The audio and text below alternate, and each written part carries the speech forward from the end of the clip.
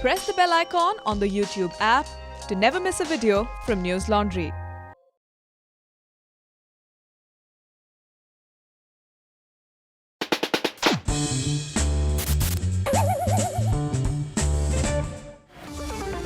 From the New Delhi studio of News Laundry, this is Manisha talking about Arnab yet again.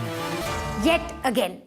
I know the last few episodes have been all about Republic and the continuing antics of Mr. Goswami, and we sincerely thought that we will not touch Republic this week. We thought we'll just ignore it. But then Arnab happened. Yet again. Your political strong-arm tactics have lost once again. The battle for truth has won once again. Media freedom has won tonight. And nobody can now stop the Republic Media Network from getting to the bottom of the Palghar lynching truth. Arnab Goswami has suddenly woken up to the idea of the importance of free media and free speech because he feels threatened. बेटा, जब खुद पे आती है, तब समझ आती है. On other days, Arnab Goswami has literally made a career out of attacking the idea of a free media. Hell, he's made it a style. Check him out giving galis to Scroll. There is so much anger with the Lutyens media today. I want to quote one article to you. They published this, the Liar Wires and Fake Scrolls published one more piece. To print. I will take down these dirty editors and their dirty reporters brick by brick. You may not name them, I will. That dirty editor, and his dirty reporter, and that dirty editor who took money. The three of them. You may print anything. You may put anything to print. And you may choose not to put it to print. It may not be in print, but it will be in print one day. To Indian Express. This fake news, published, I'm told, in the Indian Express newspaper. And I ask you now, should these fake news gladiators escape punishment? To hell with your thinking! The consequences of what you've done, you have to be punished for it. I'm asking you tonight, why was this done? Here's him asking Boris Johnson to jail BBC reporters. The BBC, it seems to be, has been simply caught red-handed. Someone should report it to Boris Johnson, who should lock up the entire management of the BBC in jail for shaming them yet again. You know, Arnab, that's not how it works in a decent democracy. You can't go up to the dear leader and say, Dekho, principal sir, I don't like the reporting, lock them in jail. That's just not how it works. That is how it has worked for you though. Back in 2015, Arnab Goswami was against the idea of screening India's Daughter. This was a documentary film that interviewed the rape convicts in the December 16th gang rape case. It's a horrific watch to see just how depraved the crime was and the criminals were. The victim's father felt that everyone should watch the movie. The father, Badrinath Singh, in an interview to Economic Times, has said the documentary India's Daughter holds up a mirror to society. It tells us how bad our mindset is, how we look at our own children. But how many of us are willing to look in the mirror and see what's there? I don't understand why the government wanted to ban it. However, how will we protect our daughters if we don't tell our sons what is wrong and should not be done? To cut a long story short, Arnab, back then with Times Now, campaigned against the film, ran hashtags like #Nirbhaya insulted, and after a lot of primetime hysteria, the film got banned. Speaking of Arnab on Times Now though, we found this blast from the past. General Vij and General Kapoor, there is no point running away for our cameras and giving set-up interviews. We have proof, and the nation has proof, that you wrote letters seeking for the domicile clause to be exempted as a special case in your specific cases. If you have proof to the contrary, you can challenge us. Otherwise, you need to explain. Siddharth Nath Singh of the BJP is with us. KC Singh, former Secretary, Ministry of External Affairs. Arvind Kejriwal, celebrated RTI activist, is with us. Arnab Goswami questioning army officers and the party in power with an activist. The Arnab of 2020 would certainly call the Arnab of 2010 anti-national. Arnab, you're truly the Benjamin Button of journalism. You've grown up to become a kid. From questioning people in power, maturely debating with people from across the political spectrum, and holding debates that were quite watchable, you now simply throw tantrums and surround yourself with a coterie that goes, "Oh Arnab, you're so strong, you're the bravest journalist on earth." I didn't think that you'd have the energy, but then I also knew, I guess, in the back of my mind that you would be coming back before midnight to anchor the show. Yeah. The fact is that you are a thorn in the flesh for many people. The kind of questions that you ask have not been asked before. It's not your job to be convenient. It's not your job to be nice. That's not your style. That's not what you do at the Republic, and that's why you've been doing very well and your TRPs are increasing. It's not going to be just this 12 hours that you have gone through. God forbid that you're called again, but it might happen all over again. And all I can say to you is, Ekla Chalo should be your motto in life. Somebody called Srivatsa, who Twitter has given a blue tick. Twitter, congratulations, man. You know what he writes? This, whatever, I don't want to call him anything. 6 hours have passed. If Arnab is not answering, approach the Supreme Court and arrest him. Arrest him. What a dolt. What was the punchline here? Why are you guys laughing? And am I watching Arnab with his panelists or Pooh with her girlfriends? Ooh, you're looking just wow! What was even more bizarre was Arnab getting his reporters to report on himself. They asked the media to be present here, and I've just had a good close to a kilometer jog just now, because what they've done is they've barricaded. I can't go from here to there, which is about 100 meters from here. Corona is clearly not the only reason that reporter is wearing a mask. I genuinely think he doesn't want his grandkids to recognize him in this report 50 years from now. I was wondering what's happening there, because the Mumbai police led Arnab's car to the other side so that there would be no media glare. Manisha, I think you should tell him. I think I should tell him. There's no media glare. There's no one from the media there to greet your boss other than yourself. But he was on that side, and he's just coming here.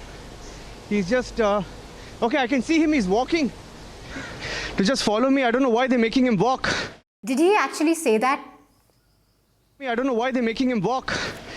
You don't know why they are making him walk? Maybe because his car just can't zoom into the police station. Normal people do park their cars and then walk to the buildings that they're supposed to enter. Arnab walking clearly got this guy very excited.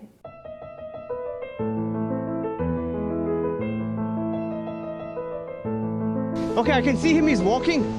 He's walking. I just saw him through the lanes trying to walk his way to the police station. I'm going to just walk you through it. I don't know why they're making him walk. He's walking nonetheless. And I'm going to walk to the adjoining lane. And Arnab is walking. I can see that he's walking with Sujay Kantawala. So he's walking to the station. Yeah, so we're just walking. After all that walking, the reporter finally caught up with Arnab to ask this. Arnab, do you want to say something before you get in? I really feel bad for the guy. Honestly, my heart goes all out to you. Mr. Goswami, it's your channel. If you wanted to say something before you get in, you could have just sent a video message to Republic through this new technology called the internet, and Republic could have played that on loop, preferably with the hashtag GodSpeaks. Why would you get your poor reporters out and about? Not one, but 2 reporters out in a time of a lockdown for this mock chase in a gully in Mumbai. If megalomania was a man, he'd be sitting in the Mumbai studios of Republic in a suit and shouting at you, damn it. Then there was this scintillating observation.